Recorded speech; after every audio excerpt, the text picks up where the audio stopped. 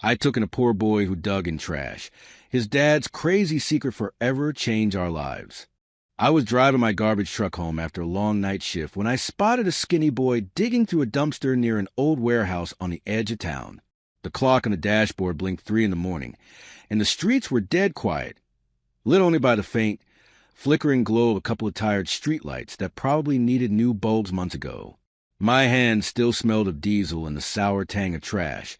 My back ached like someone had parked a pickup truck on it for 8 hours, and all I could think about was getting back to our little rented apartment.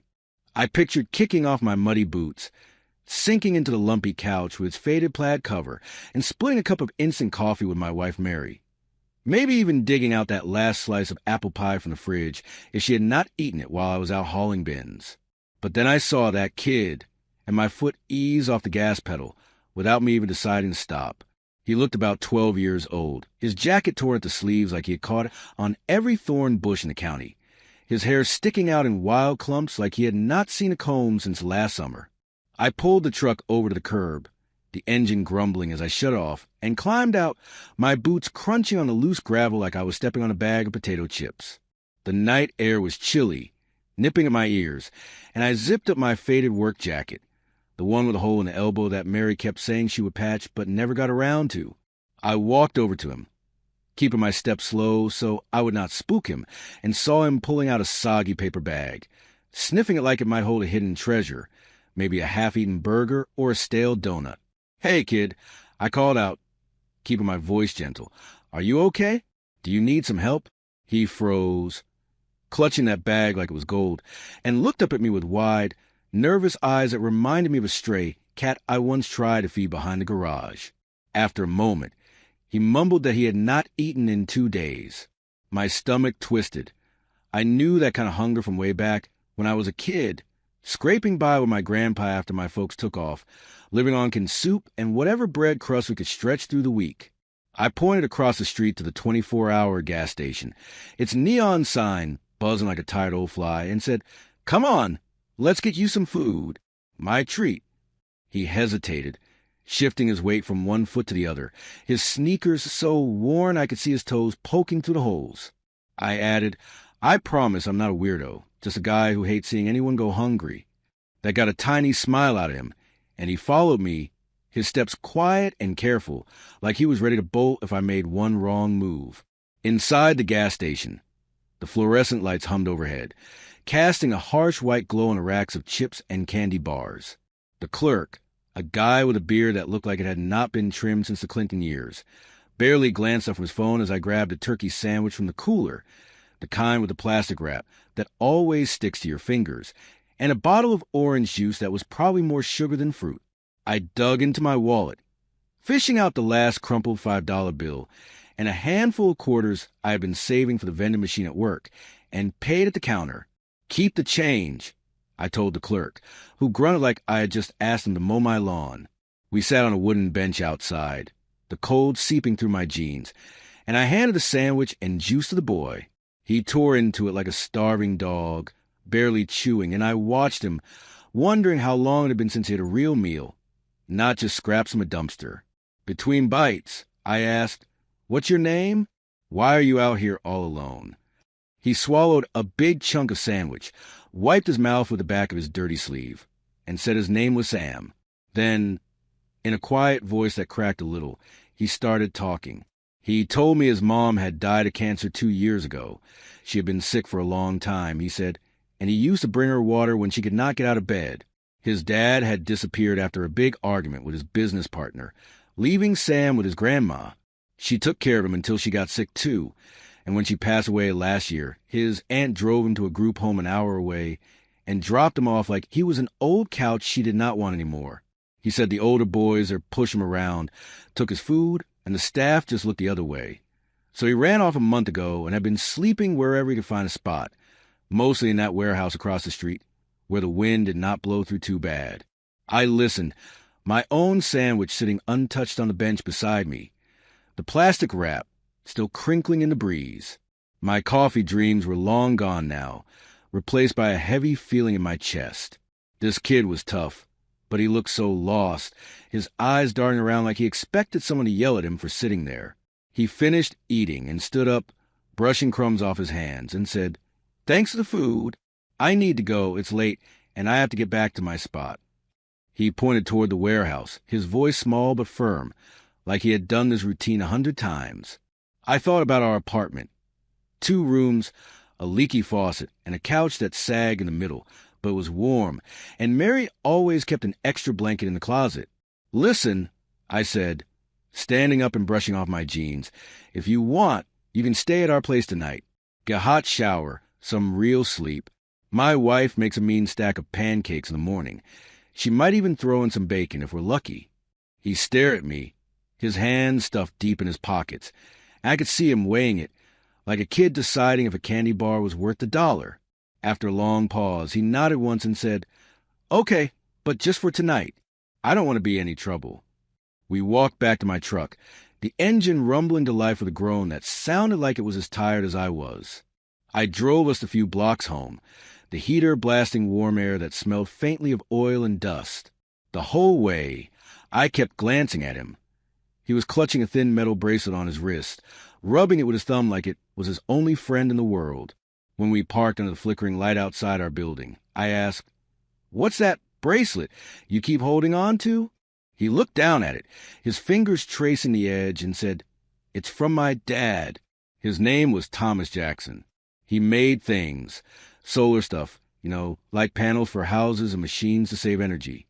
He gave it to me before he left and said it would remind me of him. His voice broke a little on that last part, and I felt a pang in my gut, a memory of my own dad, who used to fix radios in our basement before he walked out when I was 9. I did not know it then, but that bracelet was about to turn our lives upside down. When we got upstairs, Mary was still awake, sitting on the couch with a mug of tea and her favorite quilt, the one her mom made with little blue stars, draped over her lap. She looked up, her eyebrows shooting up in surprise, and said, "Who's this?"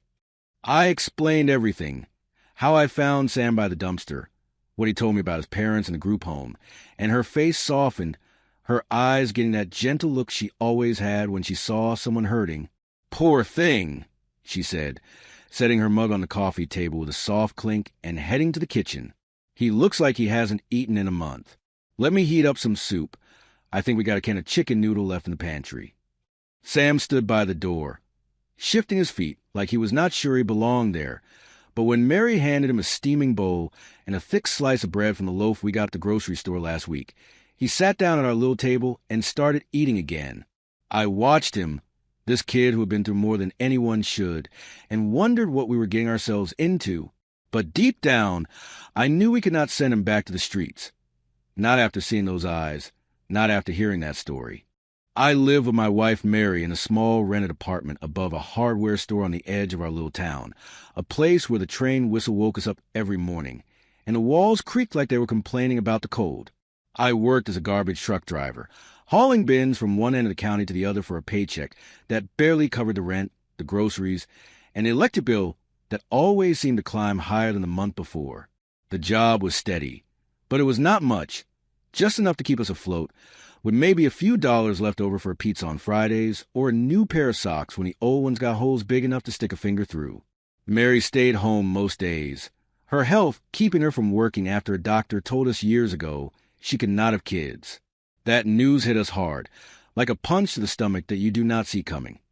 And we carried that quiet hurt around ever since, dreaming of a family we thought we would never have. My own dream was simpler. A big house someday, maybe with a porch where I could sit and watch the sunset, not worry about the landlord knocking on the door for last month's rent. That night, when I brought Sam home, everything felt different, like the air in our apartment had shifted somehow. Mary had taken one look at him, his skinny arms poking out of that torn jacket, his face smudged with dirt like he had been rolling in a mud puddle, and jumped into action. She heated up that can of chicken noodle soup while I set up a spot for him on the couch, piling on an extra blanket from the closet, the one with the frayed edges she kept meaning to sew but never did. Sam sat at our wobbly kitchen table, the one with a leg we had propped up with an old phone book, and ate like he had not seen food in a lifetime. Mary hovered nearby, stirring a pot of tea on the stove, the kettle whistling like it was cheering her on. She kept glancing at him, her eyes soft and worried, and whispered to me, "He's so thin.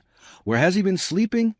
I told her what he'd shared, about his mom passing away, his dad disappearing, the group home he ran from, and she pressed her lips together tight, the way she did when she was trying not to cry.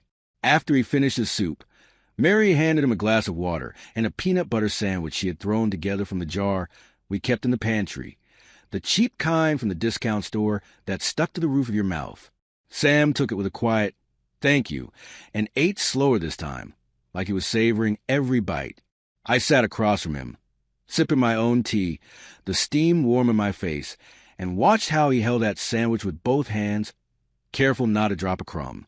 It reminded me of myself at his age, sitting at my grandpa's table with a bowl of oatmeal, wondering where my next meal would come from after my parents left me behind. Mary pulled up a chair next to me and said, "He can't go back out there. Not tonight. Not like this." I nodded, knowing she was right, and told Sam he could stay as long as he needed. He looked up, surprised, and said, "I don't want to bother you. I'll leave tomorrow." But Mary shook her head and said, "You're no bother. We've got room, and you need a place to rest." The next morning, I woke up to the smell of pancakes drifting from the kitchen. Mary was at the stove, flipping them with that old spatula she had had since we got married, the one with the chipped handle she refused to replace because it still worked fine. Sam was already up, sitting at the table with a plate piled high, a little smear of syrup on his chin. I poured myself a coffee from the pot, the cheap grounds we bought in bulk at the grocery store, and sat down with him.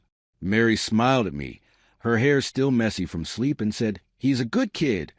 Help me mix the batter," without me even asking. Sam grinned, just a little, and said he used to cook with his mom before she got sick. Simple stuff like eggs and toast, but it made him happy. I took a bite of my pancake, the butter melting into it just right, and felt something warm settle in my chest, like a piece of a puzzle I did not know was missing had clicked into place. Over the next few days, Sam stayed with us, sleeping on the couch with that blanket tucked around him like a cocoon. Mary washed his clothes in our tiny laundry room down the hall, the one we shared with the neighbors who always left linen in the dryer, and gave him an old sweatshirt of mine to wear, way too big, but he rolled up the sleeves and seemed to like it. He started helping out, small things at first, carrying the trash bag to the chute for me, wiping down the table after dinner, even folding the quilt when he got up in the morning. I caught him staring out the window one afternoon, watching the cars roll by on the street below, and asked, "What are you thinking about?" He turned to me and said, "My dad." He wasn't like most dads. He didn't just fix cars or mow lawns. He built things, machines that use the sun to make power. He said they could change the world. His voice was steady, but his eyes looked far away, like he was seeing something I could not. That night, after Mary went to bed, Sam sat with me on the couch while I flipped through the TV channels, mostly static and late-night infomercials selling knives or exercise gadgets we could never afford. He pulled a small notebook out of his jacket pocket, its pages wrinkled and stained, and handed it to me. "This was my dad's," he said, opening it to show me drawings of strange machines, boxes with wires and panels, scribbled notes about sunlight and energy. I turned the pages carefully, the paper crackling under my fingers, and saw a name written on the inside cover, Thomas Jackson, Solar Tech. I froze, my mind racing back to the story I had heard years ago at the diner. A guy named Thomas Jackson, some kind of engineer who lived nearby, vanished after a big project went wrong. People said he was crazy, chasing wild ideas, but I remember my grandpa talking about him once, saying he was a genius who just needed a break. I looked at Sam, his face lit by the glow of the TV screen, and asked, "Where did your dad go? What happened to him?" He shrugged, his shoulders slumping, and said, "I don't know. He fought with his partner, some guy he worked with, and then he was gone. Grandma said he left me that bracelet in this notebook, but I didn't understand it back then." He rubbed the bracelet on his wrist again, the metal catching the light, and I felt a chill run down my spine. Not the bad kind, but the kind you get when you know something big is coming, even if you cannot see it yet. I put the notebook on the coffee table, next to the empty mug I had been drinking from, and said, "We'll figure this out together, Sam. You don't have to go through it alone anymore." He nodded just a little, and I knew then that this kid was not leaving, not tomorrow, not anytime soon. What I did not know was how those drawings were about to change our lives forever. I had been letting Sam stay with us for 2 weeks when I started to see him as more than just a kid who needed a place to crash. He was becoming part of our little family. Every morning, I woke up to the sound of him moving around the apartment, setting out plates of breakfast or folding that old quilt Mary kept on the couch, the one with blue stars that smelled faintly of mothballs from years in the closet. He had taken to wiping down the kitchen counter after we ate, even though we never asked him to, and one time I caught him trying to fix our leaky faucet with a butter knife he found in the drawer. Mary walked in, saw him wrestling with it, and laughed so hard she nearly dropped her coffee mug, the chipped one she loved because it held just the right amount. I watched him settle in, his quiet way of staying out of the way like he was afraid to take up too much space, and felt a warmth in my chest I had not felt in years. Mary and I had talked about kids for so long, picturing this place filled with toys and laughter if life had gone another way, and now here was this boy, slipping into a gap we had stopped trying to close. But every night, lying in bed with the train rattling past our window, I kept asking myself, should I take him back to the group home, or could we make him ours? Mary made up her mind faster than I did. One afternoon, while I washed dishes and she peeled potatoes for dinner, she looked at me with those steady brown eyes and said, "He's brought something good to this house. Something alive. I haven't felt this needed in years." She set the potato peeler down on the counter, the red-handled one we got at a yard sale for a quarter, and added, "We can't send him back to that place. Not after what he told us." I knew she was right. Sam had described the group home in a way that stuck with me.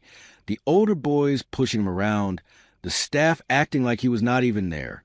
I dried my hands on the dish towel hanging over the sink, the one with Daisy so faded they barely showed, and nodded.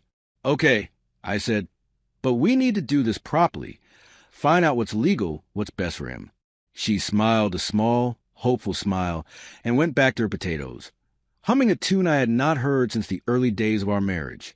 The next day, I drove my truck to the group home an hour outside town, a gray building with peeling paint and a chain-link fence that looked more like a prison yard than a place for kids. I parked in the gravel lot, my boots kicking up dust as I walked to the front office, and asked to speak to someone about Sam. A woman with tired eyes and a clipboard said he had run away a month ago. No one had reported him missing, she explained, because they thought he would come back when he got hungry. I asked about his past, and she flipped through some papers saying his mom died of cancer, his dad vanished after a fight with a business partner, and his aunt signed him over because she could not afford to keep him. "He's a good kid," I said, leaning on the counter, "but he told me it was rough here, boys picking on him, no one caring." She shrugged, barely looking up, and said, "That happens. Too many kids, not enough staff." I left with a stack of forms in my hand, papers to start temporary custody, and a heavy feeling that we were stepping into something bigger than we had planned. Back home, Mary kept Sam busy while I sorted through the paperwork at our wobbly kitchen table, the one we had propped up with an old phone book because the landlord never fixed it. She taught him how to make her chicken soup recipe, chopping carrots and celery by hand since we did not have anything fancier than a cutting board, and I heard them laughing as they stirred the pot together. Sam opened up more over those days, sharing little bits of his old life. How he built model airplanes with his dad, how his mom sang country songs while washing dishes in their small kitchen. One evening, after we finished eating, he sat with me on the couch, the TV flickering with a game show rerun about guessing prices for lawn chairs and vacuum cleaners. He pulled that wrinkled notebook out of his jacket pocket again, the one he showed me before, and flipped to a page near the back. "Look at this," he said, pointing to a folded piece of paper tucked inside, a note written in messy handwriting. I unfolded it carefully, the edges crackling, and read, "Sam, if you're reading this, check our secret place at the warehouse. It's yours now. Love, Dad." My heart skipped. I remember that warehouse where I found him, the one by the dumpster that had been empty for years. I asked, "What secret place?" What did he mean? Sam rubbed his bracelet, thinking hard, and said, "He took me there when I was little. It was where he worked sometimes." I remember him lifting a board on the wall once behind some shelves, like he was hiding something. He said it was a surprise for me, but I didn't understand back then. My mind raced back to those diner stories. Thomas Jackson, the engineer who vanished after a big project, his partner who stole his main work and left town. I had always thought Thomas lost everything, but maybe he had something else, something he kept hidden. I looked at Sam and said, "We need to check that warehouse, see if there's something there he left for you." The next weekend, I grabbed my toolbox from the truck, the rusty one under the passenger seat with a hammer, a screwdriver, and some pliers, and drove us back to the warehouse. Mary stayed home, saying she would bake oatmeal cookies for us, her way of keeping things steady while I followed this lead. The warehouse stood quiet under a cloudy sky, its cracked windows covered in dust, the faded sign above the door too worn to read. Sam led me inside, past broken crates and cobwebs that clung to my jacket, to a corner by some rusted shelves. He pointed to a wooden panel on the wall, loose at one end, and said, "I think it's behind there. I saw him move it once when I was playing nearby." I wedged the screwdriver under board, prying it free with a creak, and found a small metal safe tucked into a hollow space, rusted but solid, with a combination lock staring back at me. Sam knelt beside it, his eyes bright, and said, "This must be it, his surprise." I tried the lock, spinning the dial a few times, but it would not budge. I had no idea what the code might be. I asked, "Did your dad ever mention a number, something special?" Sam frowned and said, "My birthday, July 15th. He called it his lucky day." I turned the dial to 715, my hands sweaty despite the cold, and pulled the handle. It clicked, and the door swung open, revealing a stack of papers and a small black device, a flat square with wires and a tiny glass panel. I pulled out the papers, my fingers trembling, and saw blueprints labeled Solartech Backup Prototype, Thomas Jackson. My heart pounded. These were not just old notes. This was something big. I flipped through and found a letter from Thomas, dated 10 years ago. "If my partner takes the main project, this backup is for you. Sam, my real work. Keep it safe." I showed it to Sam, his face lighting up as he read it, and said, "This is something your dad made, something his partner didn't get." I gathered the papers and the device, tucking them into my toolbox. No way was I leaving them here for someone to find. I told Sam, "We're taking this home. We need a lawyer to sort out. This could be your future." He nodded, clutching his bracelet, and we headed back to the truck, the weight of that safe's contents heavy in my hands. When we got home, I spread everything out on the kitchen table, Mary's cookies still warm on a plate nearby, and explained it all to her, Thomas, the backup prototype, the partner who stole the main one. She looked at the papers, then at Sam, and said, "If this is real, we're fighting for it for him." I knew she was right, but I also knew trouble was coming. Someone might claim this was theirs, maybe the partner's old company, and we had to prove it belonged to Sam. Our quiet life was gone, and a battle was just beginning. I had been staring at those papers and that little black device on our kitchen table for days, trying to wrap my head around what they meant for Sam and for us. The blueprints labeled Solartech Backup Prototype, Thomas Jackson, sat next to Mary's plate of oatmeal cookies, their edges curling from the damp air that always seeped into our apartment when it rained. Every time I looked at them, my stomach did a flip. This was not just some old junk from a warehouse wall. This was something that could change everything. Mary kept Sam close those days, teaching him how to knead dough for bread or letting him help her scrub the pots after dinner, while I pored over the forms for temporary custody and searched for a lawyer on our ancient laptop, the one that took 5 minutes to load a page and hummed like a tired old fan. We had decided to fight for Sam's rights to his dad's invention, but I knew it would not be easy. Something this big was bound to stir up trouble, and I was right. The first step was finding someone who could help us figure out what we had.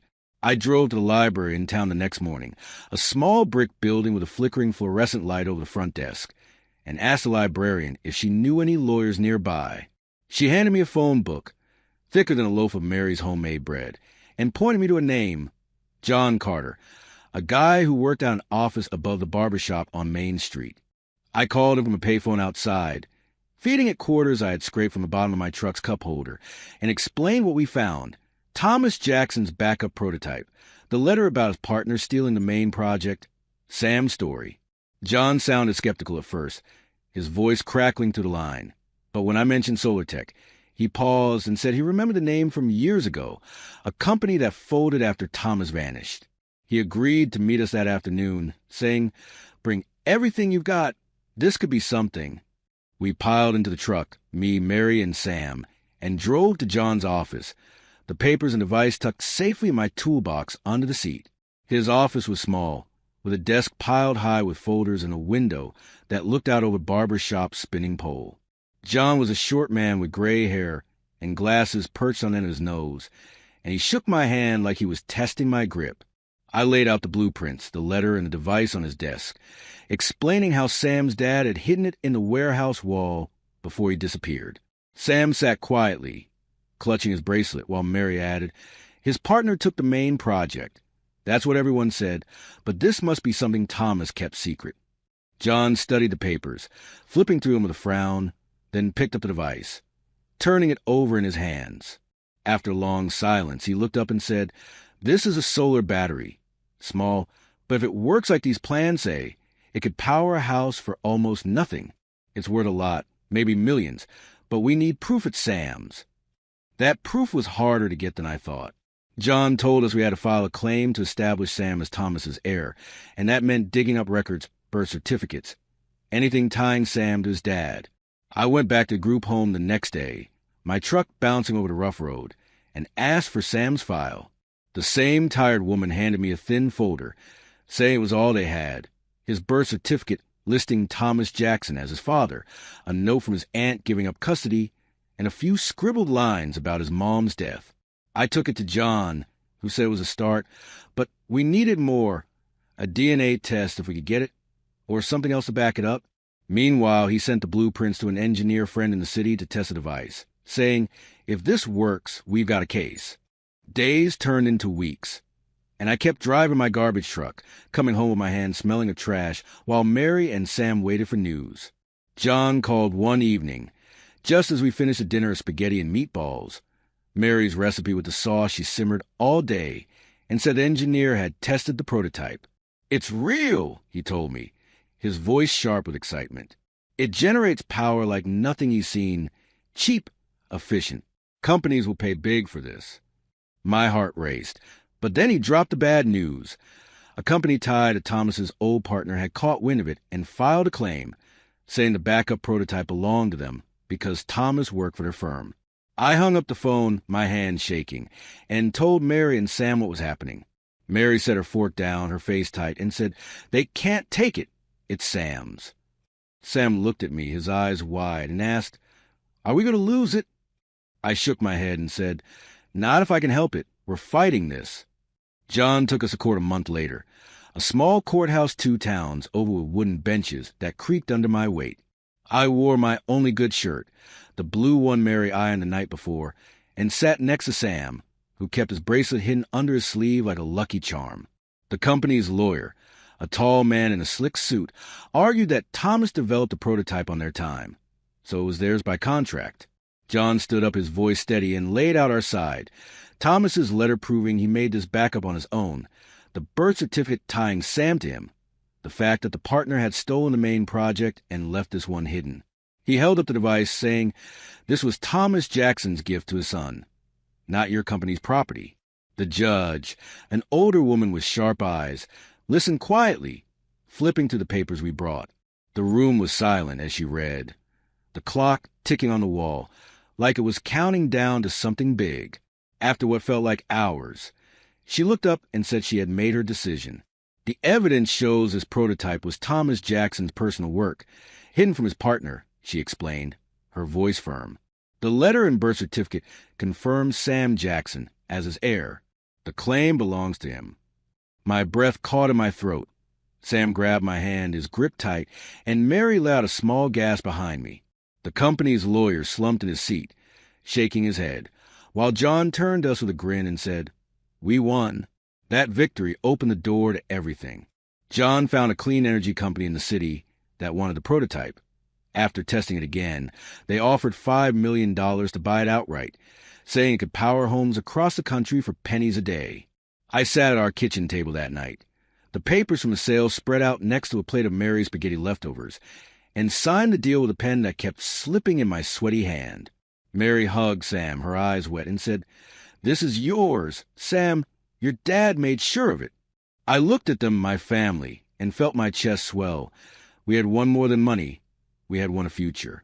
The next day, I drove to the courthouse again, this time to finish the adoption papers John had helped me file. The same judge looked over them, smiled at Sam, and said, "You're officially their son now. Congratulations." Sam hugged me hard, his face buried in my jacket, and Mary wiped her eyes with a tissue she pulled from her purse. When we got home, the phone rang. It was John, saying the company had launched the prototype into production, calling it the Jackson Battery in honor of Thomas. I turned on the TV that night, and there we were on the news, a story about a garbage truck driver, his wife, and a boy who turned a hidden invention into a revolution. I sat back on the couch, Mary and Sam beside me, and knew our lives had flipped upside down, not just with money, but with something bigger, something we had built together.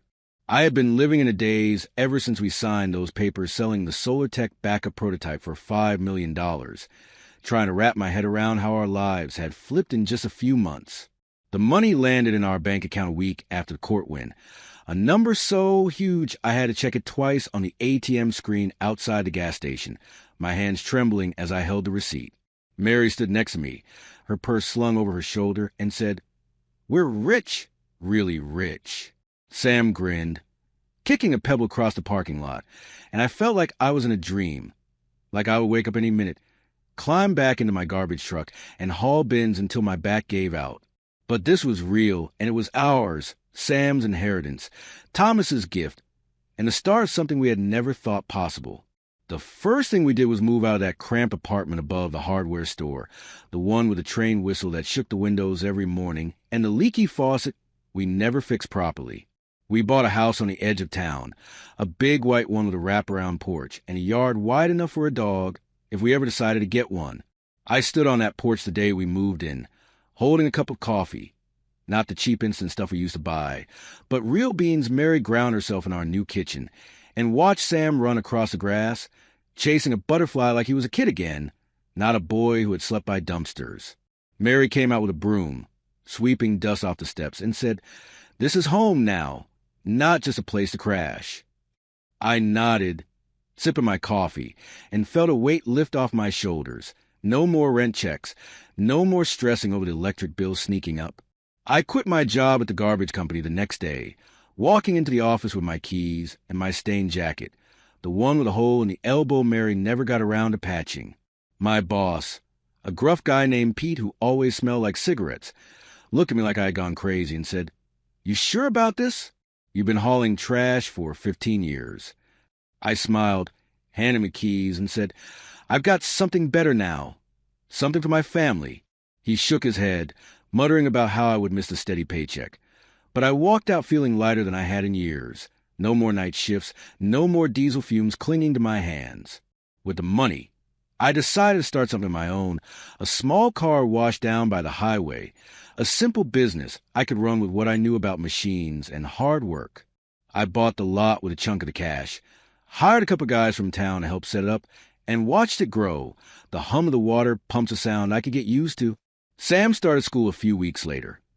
Not the overcrowded one in town with the broken desks, but a private school 20 miles away, the kind with green lawns and teachers who called me to say how bright he was. I drove him there every morning in our new car, a blue SUV with seats that did not creak, and watched him walking with a backpack Mary picked out, stuffed with books, and a lunch she packed herself, usually a turkey sandwich and an apple she sliced just right. He came home one day with a science project, a little solar panel he built from scratch, and said, "I want to be like my dad, make things that help people." I looked at it, the wires neat and the panels shining, and felt my throat tighten. Thomas would have been proud. Mary hugged him, her apron still dusted with flour from the bread she was baking, and said, "You're already making us proud." We did not keep all the money to ourselves. Mary and I talked over one night, sitting at our new dining table with a plate of her homemade cookies between us, and decided to give something back. I had seen too many kids like Sam, hungry and alone, when I drove my truck through town, and we wanted to help. We put $500,000 into a fund to build a shelter for runaway kids, a place with warm beds, hot meals, and people who cared. John, our lawyer, helped us set it up, and we named it Jackson House after Thomas and Sam. The groundbreaking happened a month later. A sunny day with a crowd of folks from town clapping as Sam shoveled the first pile of dirt, his face red but beaming. I stood next to Mary, my arm around her shoulders, and thought about how far we had come, from a dumpster to this. Life settled into a new rhythm after that, one I had never known before. I ran the car wash a few hours a day, checking the pumps and chatting with customers who pulled in off the highway, their muddy tires leaving tracks on the concrete.